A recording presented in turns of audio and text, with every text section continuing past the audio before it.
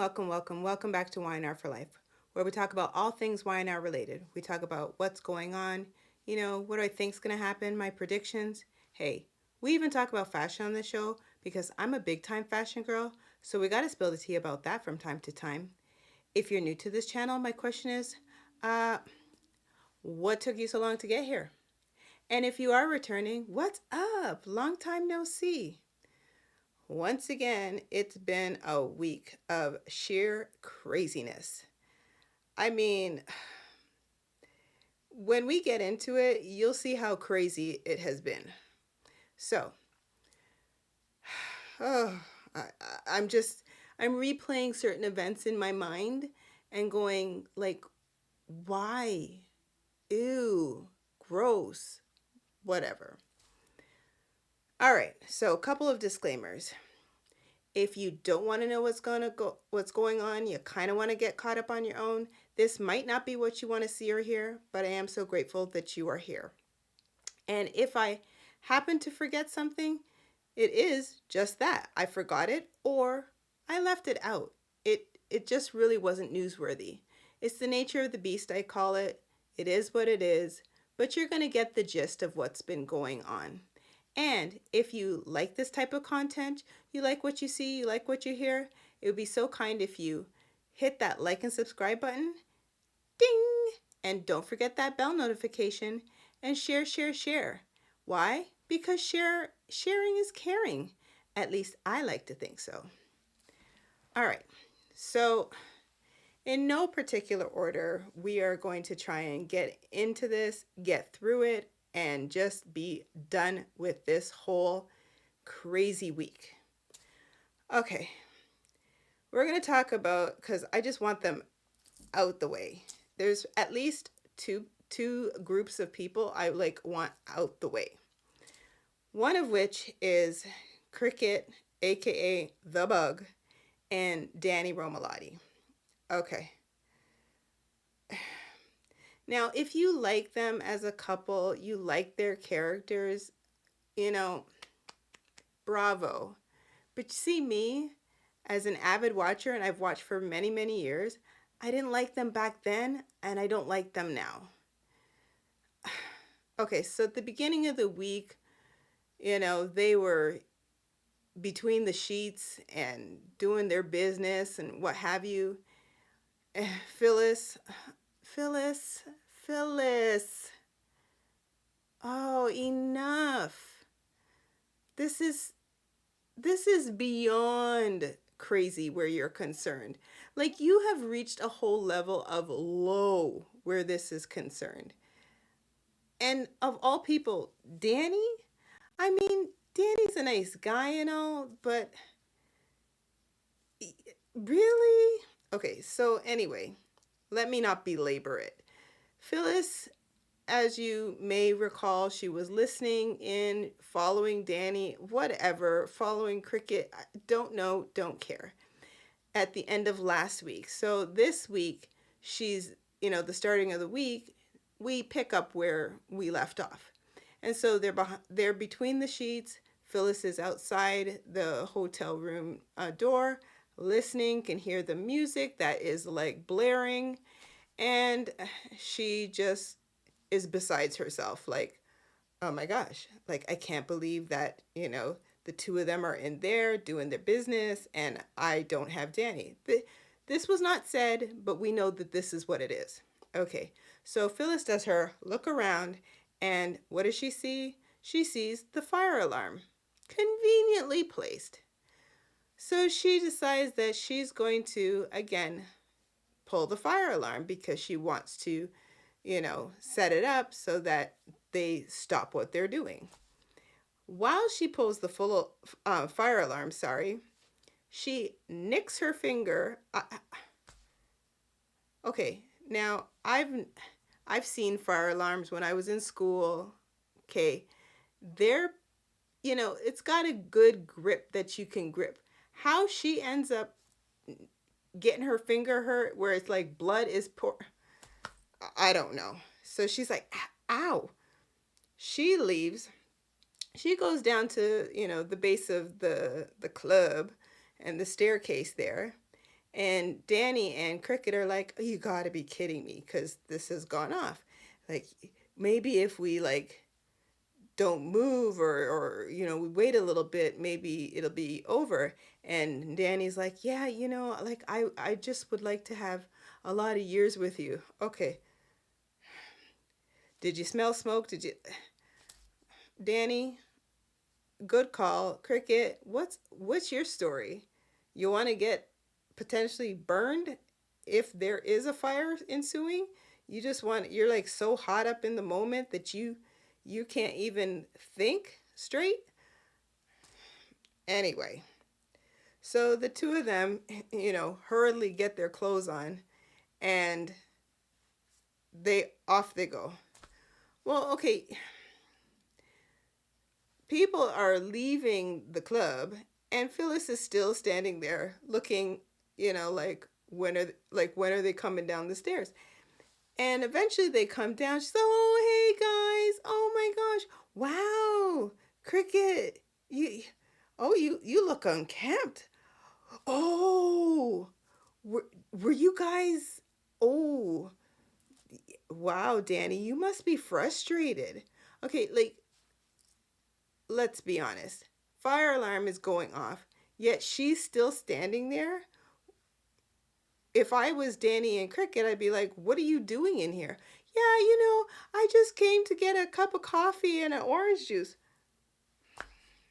And so Cricket sees her bloodied finger and was like, "Oh, what happened to your finger?" Well, Phyllis is like, "What are you talking about?" She's like, "But you're bleeding. Why are you bleeding?" She's like, I had a hangnail. What are you, a manicurist now?" She's like, "Well, I'm just trying to figure out how you could be bleeding from getting a from getting a cup of orange juice." And she's like, "Yeah, about that." Anyway, so they deduce, at least Cricket anyway, that somebody must have pulled the fire alarm, which must be Phyllis, because she must have followed them up the stairs, and she knew that she was going to be with Danny, and it just killed her to know that she was with Danny and whatnot. And she's like, "That's preposterous. Are you going to let her talk to me that way, Danny?" And he's like, "Well, I would hope that this is not the case, Phyllis, but yeah." So Cricket chimes in with, "Yeah, you like, so you got to be real like twisted and sick, and like to basically take um a situation like this and turn it into something where you are now taking, um I guess, important people like paramedics, fire, whatever, um, away from actual, you know, calamities, if you will, in order to come and fake it here." And she's like, "That's a criminal offense." And well, Cricket went on. And Phyllis is like, "What? Just to, why would I do that? Like, what would I have to gain?" She's like, "Look, you're just so jealous because you were there talking about how you were going to go and see Danny at his concerts and whatnot. But meanwhile, Danny already invited me to go to his concert." Okay, half a step to the side, if you will. Are these like teenagers, teeny boppers here? Because I remember saying stuff like that. I mean, not me. I mean, not me. But I remember stuff like that going on in high school where "Oh, no, he's mine. No, he's mine." Once again, I say, "Danny? No, no, no. Can we just let them ride off into the sunset, those two?" So then, anyway, back to what was going on. So Cricket's like, "Yeah, he invited me." And Phyllis is like, that never happened. That never would happen. And Chris, see, I can't even think straight. Danny was like, well, actually, it's true. I did invite her. Well, Phyllis is like beside herself once again. And yeah, they mosey on up back to the room. I'm going to be done with this story soon because it was like yawner. There's absolutely zero chemistry between Cricket and Danny. I'm sorry, there's none. It's painful to watch. So they want to pick up where they left off. Danny basically starts lighting more candles again. Again, fire hazard. No wonder we pulled the fire alarm. And he's like, oh, yeah, let's pick up where we left off. The problem is you have too much clothes on. So she starts to unbutton her little silky blouse that I did not like whatsoever. And she's like, yes, and you're not kissing me. Oh, God. Like, enough. So the two of them go back to whatever they were doing. Next thing you know, where these little rose petals came from, I have no idea. Cricket's there lying down with this grin on her face. She's so happy. And he basically starts spelling, I love, and then kisses her on her back. You. Whoa. I love you already? It's only been a few weeks. And then she just turns over and, I love you too. Okay, enough is enough. I'm done with them. I'm done. I'm done. Phyllis, on the other hand, is down by the bar talking to some lowly person at the bar, saying she's done with Danny Romalotti. She's over him, and you know the mere fact that he's even remotely interested in someone like Cricket is beyond her, and whatever. So she's having her little drinky drink, and yeah, that's done and over with. So we're just gonna push them off to the side because they bore me. All right. All right, the next set that if the rumors are true, please let them leave the show. Oh my goodness. That would be Do Gooder Daniel and that little, ugh, Heather. All right, so the two of them are sweating buckets over their jobs and their job security. Well, segue to Lily speaking with Devon and the fact that she believes that the two of them should be fired. And they're having like this went on and on, okay? And she's like, nope, they should be fired. Or, nope, nope, nope. And at some point, they're at, this is Lily and Divine, mind you, they're at Society having the same conversation again because they had the same conversation at the office. And right when she says, yeah, we need to fire Heather and Daniel, in walks Billy, you know, with his deep, deep voice that he only gets when he's like some sort of CEO or COO, whatever. So he basically is like, what's this say here? You're making like unilateral decisions, and when was I going to be informed of this? And why are you doing this? Like, Omega Sphere is doing really, really well, and Heather has been an added bonus to the legal team. Like, she's doing a really good job. So like, what's going on? I mean, you're with the guy, and whoopsie, cat came out of the bag. Lily's whole face showed sadness. And he's like, oh, so I get it. Two of you aren't together, and the two of them are together, and this is why you want to let them go. Well, Lily, I don't think this is a good idea, and this doesn't really show well. And she's basically like, I don't care. Well, after Billy, leaves the table, Devon basically says to Lily, as much as Billy is whatever, I kind of agree with him. And she's like, don't care. As my mind's made up. They need to go.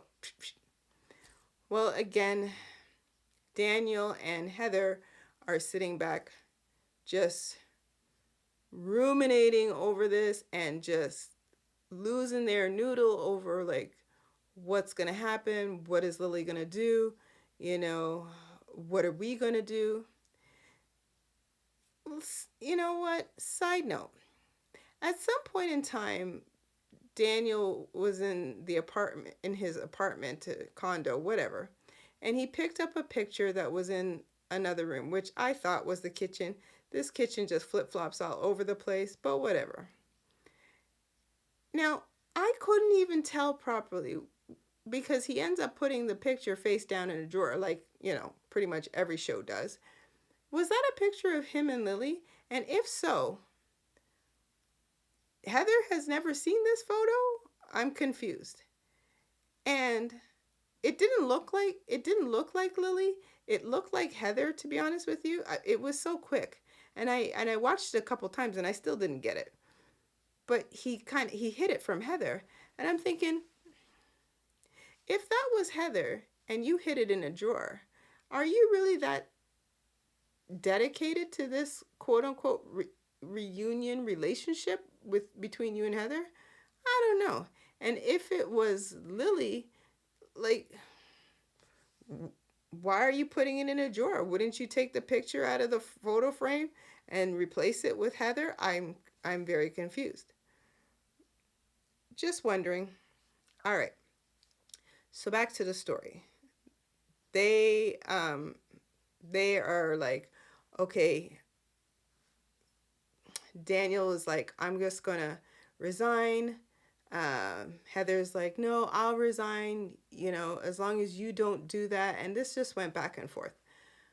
Okay, I couldn't keep track of it. Push forward at some point in time, they are at the coffee house. They see Lily. They didn't actually bump into her, but she ends up turning around and seeing them. And she basically walks up to them and says, look, listen, I was going to do this at the office, but, why wait? Okay, the two of you have been terminated immediately. Devon and I spoke. And don't worry, you're going to get a nice severance package. And yeah. So then Daniel's like, well, geez, Lily, I hate that it's come to this. And she's like, well, you should have thought about that before you did what you did. Well, if that's not a cause for, wrongful dismissal, I don't know what is. And I'm not a lawyer, but Heather may have something up her sleeve. I'm just saying. But let's just suppose let sleeping dogs lie where they may. I hope, once again, that Heather and Daniel just ride off into the sunset, go back to Savannah or wherever the dickens that you want to go, and don't show up again, because you guys have caused all sorts of trouble and you're not adding to the show. You're driving me nuts. Okay, I'm done with them.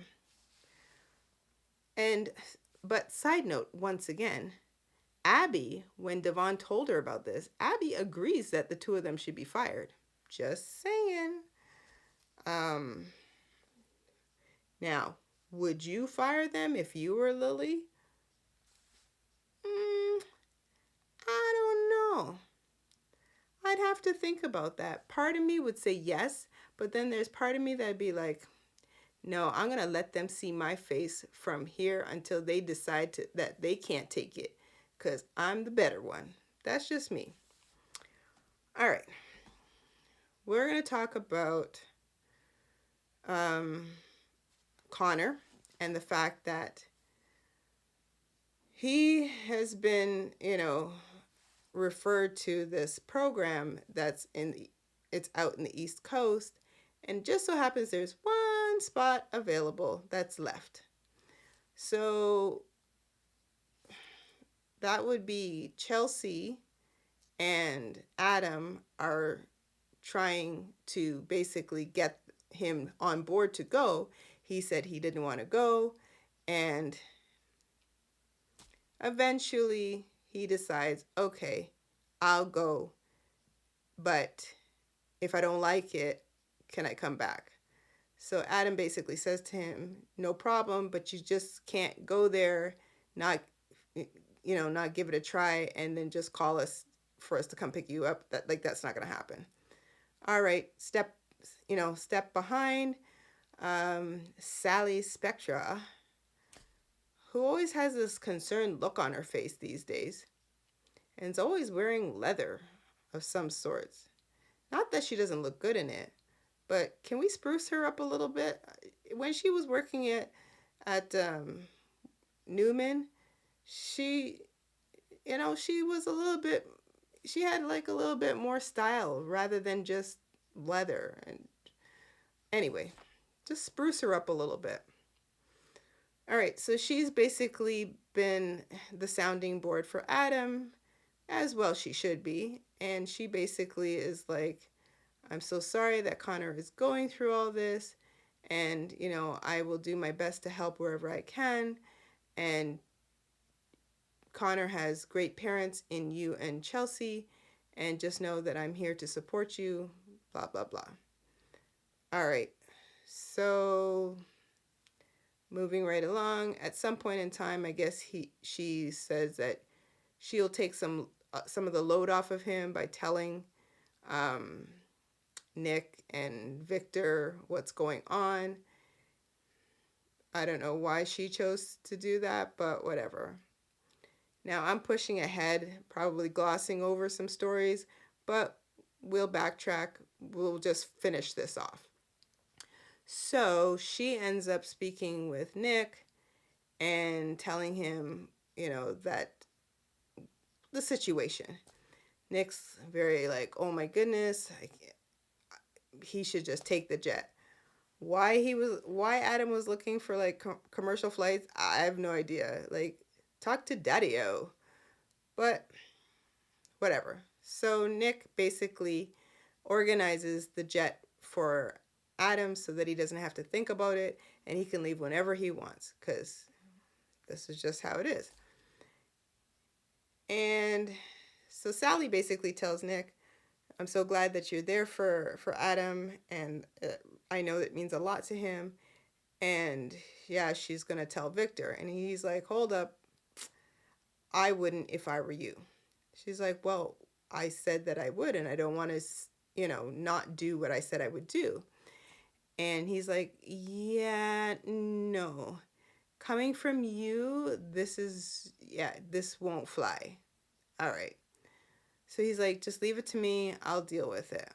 So Nick ends up speaking to Adam, meeting with Adam, speaking to him at the coffee house, and basically says, hey, I know that you sent Sally to, tell me, and that she was going to tell Dad, but I told her don't do it. And Adam's like, well, don't you think he has a right to know? He's like, yes. However, I don't think it should come from her. It shouldn't come from me. The only person it should come from is you. So he's like, I don't have time. He's like, look, the jet's ready whenever you're ready. Like, not anything that you have to think about, but I think you really need to make the time to tell Dad. Anyway, Adam agrees, and he goes to Victor and tells him the story. And Victor is beside himself, like, oh my gosh, like, what the dickens? Like, everything is happening all at the same time, with Nikki. This is just too much.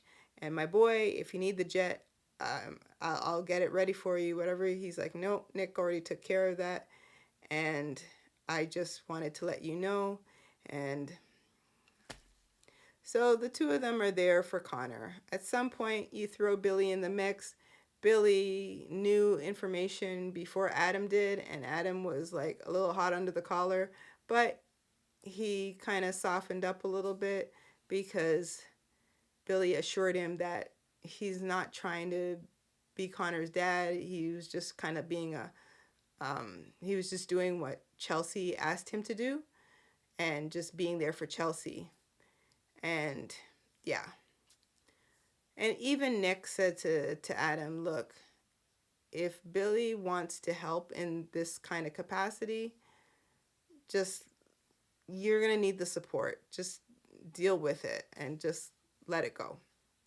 So we're going to see how Connor fares with, the whole new surrounding, if you will. All right. Who should we talk about next? I don't even know if I want to talk about her. Audra? Okay, let's get Audra out the way. So Audra basically has been befriending Sally, and she's been like her confidant, if you will, and telling Sally all her woes about Tucker and Ashley. And Sally's like, yeah, you sure things aren't worth fighting for? No, I'm done with Tucker. I'm over him. Like, he has been using me and, putting his ex-wife before me. And it comes a point in time where, like, enough's enough. Well, segue to Ashley, or whichever person is all up in her head, because she's playing this whole cray cray thing to a T, pigtails and all, like binge watching sitcoms. All right, we'll get back to Audra. So Ashley Jack has seen Ashley with headphones on and a tablet, allegedly binge watching, I want to say, Friends. That's just me, and she's eating popcorn, because at some point in time, Jack's like, Ashley? And she's like, oh, how you doing? I'm like, oh, okay, this is crazy. From the previous time when she was with Billy, what's up, bro? To now, how you doing? She is all sets of crazy. And she's like, yeah, I'm just binge watching a sitcom.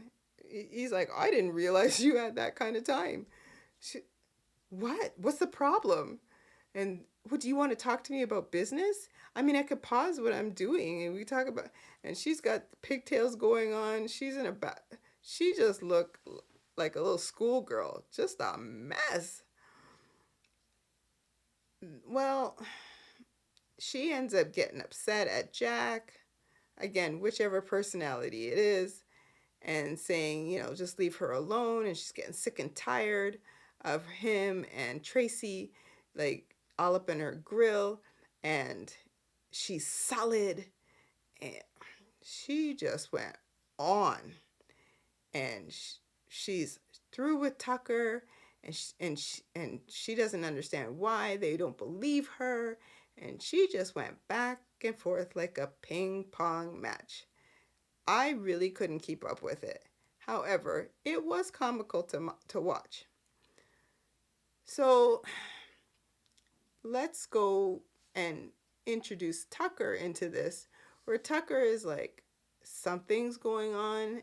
He ends up leaving her voicemail. Ashley, like, 1 minute you want to be with me, the next minute you're like, no, I don't want nothing to do with you.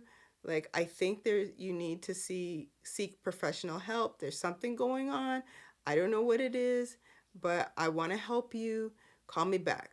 Well, they saw one another a couple times during the week, and 1 minute she's again lucid, which again, I don't know which personality it is at this point, because I feel like there's at least 3 or 4, just by my guesstimation. And somewhere in there is Ashley. And she is just, well, hey there, handsome. And then she'll be talking to Tracy. Oh, I'm over Tucker. can anybody explain her behavior except the whole split personality? Because it is, it's like a big map. You know, walk 5 paces here, 10 paces there, 20 paces there, backtrack 5 paces. Like, it's all over the board. All right.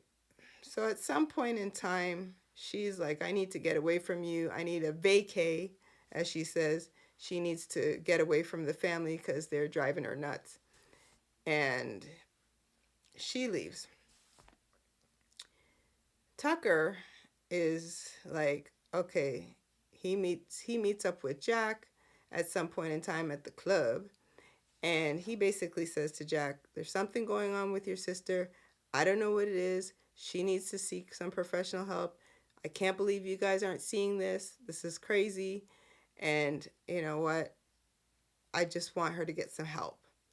And of course, Jack's like, I you need to stay away from my sister, and don't mistake her kind heart for like the fact that she wants you back, and don't think that there's ever going to be an opportunity for you to get back with my sister. And he's like, look, I don't want Ashley. I just want her to get better. Like, I'm always going to care about her, but I just want her to get well. Well, I think Jack, of course, had to break down and basically say, yeah, her behavior has been a bit erratic of late, and I can agree with that, and whatnot, whatnot. So we don't know where that's going to go. Hopefully we will get this addressed sometime within this week coming. But for now, she is a day late, dollar short. That's basically what it is where Ashley's concerned.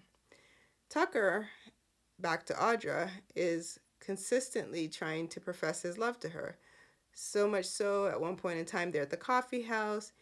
He's like, look, I want nothing to do with Ashley. I just know that there's something going on with her. I just want her to get well. He ends up putting his hands on her, not in a bad way. And Nate walks in, his one little shining moment throughout the week, and is like, hey, get your hands off her. You hurt her. Tucker was like, look, Nate, you got nothing to do with this.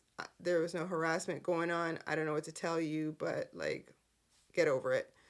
And so Tucker and Audra go off within the coffee house in Crimson Lights, and they have their little conversation. She's like, thank you for coming to my aid. He's like, no problem. I just, that guy just basically gets under my skin, what have you. All right. I'm not going to belabor this.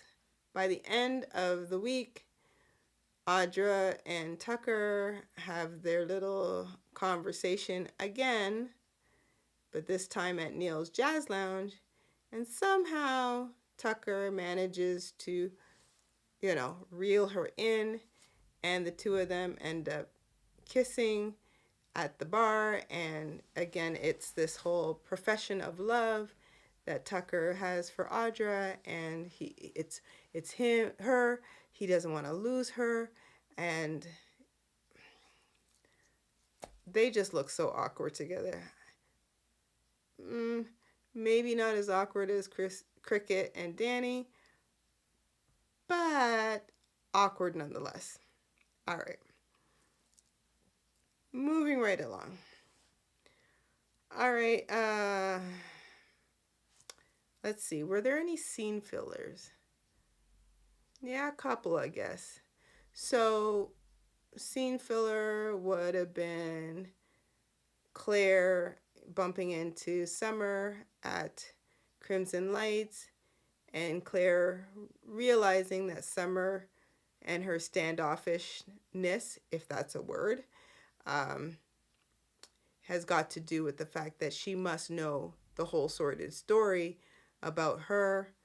And Claire's like, look, I was groomed that way that's not who I am anymore. And I would hope that, we can be close at some point in time.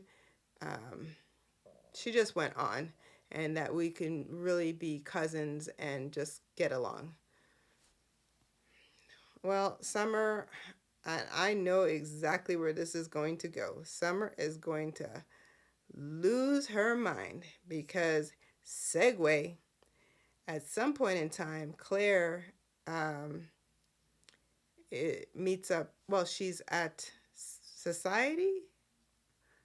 Yeah, I think it was Society. And Kyle walks in, sits. She asks him if he wants to sit down, and they have their little conversation. You could hear the music, the little twinkling sound of the music, which means that love is a blooming. And yeah, so that Kyle is going to be sweet on Claire, or vice versa. And Summer is going to probably catch wind of this, lose her noodle, but because she's with Chance, uh yeah, Chance will probably be like, are you not over your ex, or what's the story here? And he grown and she grown, and I can see it coming. It's coming down the pipeline. I could see it. All right, so that was a bit of a scene filler. Um, what else? I feel like I'm missing one. Oh well, if I remember. But for now, not important. All right. So last we're going to speak about is um, Jordan. Well, she has escaped once again. I don't know how. She is like a slip and slide. She is so slippery. And like my brother said, Victor needs to fire his security detail and like whoever from the GCPD. I couldn't agree more. How would they let this happen? They're supposed to be manning her room. How could she slip away? I'm confused. So Nikki has learned this, and now at some point in time, Jack had gone over to see Nikki at her place, and Nikki tells him this story that Jordan has escaped and free to wreak havoc, and whew, um, she's like, she heard a noise, and she's like, my God, what was that? I was rolling. What was that? And then you hear Victoria, sorry, Mom. My purse got caught. I'm so.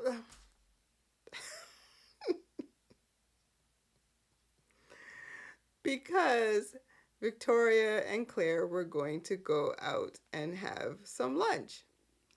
Side note, I loved Victoria's coat. That black and white coat didn't look the greatest on her, looked a little frumpy. I just happened to love the coat. Maybe if it was a different color, like for Victoria's skin tone, maybe like a burgundy, or you know what I mean. Just it kind of washed her out, that bright white. Or maybe if they did it on the reverse, where it was black with the white piping, that I could have stomached better for her. But that, oh, it was almost glaring where she was concerned. But I love the coat nonetheless. If you find the coat, I'd like to get that coat. I have a thing about coats of late. Anyway, so back to, sorry, Mom, my purse got stuck. So Nikki she is jumpy, and Jack's like, wow, you're shaking like a leaf. So they end up speaking about Ashley to take Nikki's mind off of Jordan. And basically, Nikki gives Jack some advice about, I would just kind of leave Ashley alone. She's grown and she must know, and just kind of leave it at that.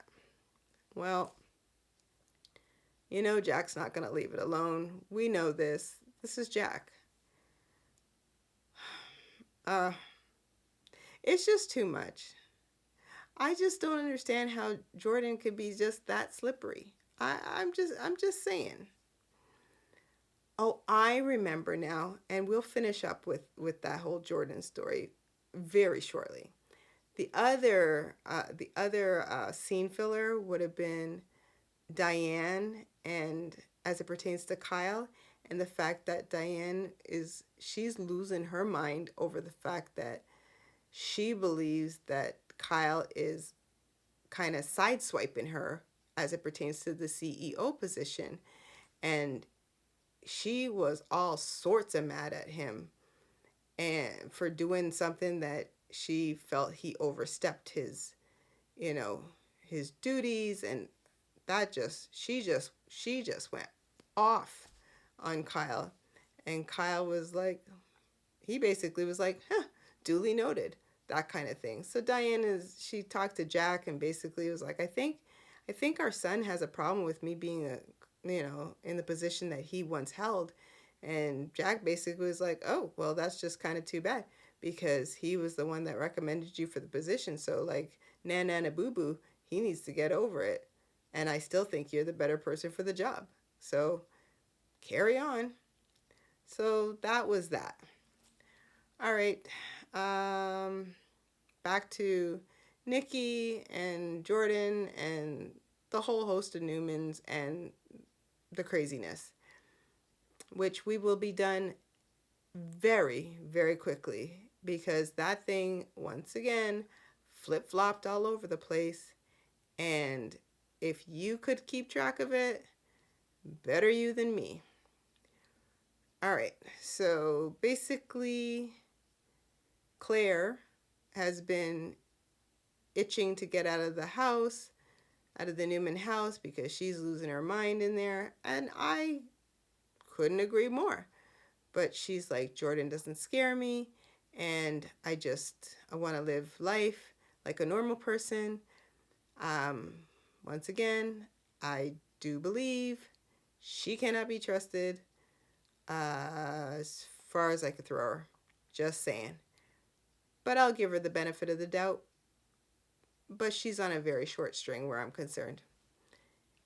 So anyway, yeah, she's been about town. So much so that even Michael caught her at Crimson Lights where she's having her little whatever it was. And she's just living life, having a grand old time as a Newman.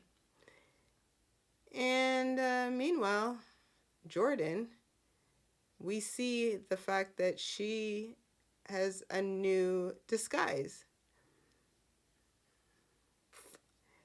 Yeah, she's like Tom Cruise in Mission Impossible. She's got a disguise for everything. This time it's a guy. Well, I will give it this. It's not the greatest, but at least it's better than the one wig she had on with the red hair, and thought that for some reason she couldn't be noticed as Jordan, but that was just weird. So now she's a man with like a beard and she's in some seedy motel room, and yeah, it's just a mess. Um, Finally, Nikki and Victor are planning to go away because soon they will be celebrating the anniversary of their, what was it, their initial marriage? Yeah, I believe so. Uh, we talking about, you know, the one where Gina sang years and years and years, like the first. I don't know. I couldn't tell you. But they're gonna go away just by the two, wherever wherever Nikki wants to go, just to get away first, and then come back and have some big party as per Victor. So who knows? All I know is this whole storyline needs to just be done with.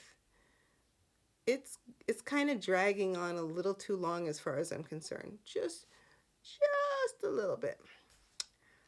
But that was pretty much the week. If I forgot something, once again, what you gonna do? And if I left something out, it's because it really wasn't newsworthy. So if you stuck around to the end of this video, I really appreciate your time as always. I really love you a lot.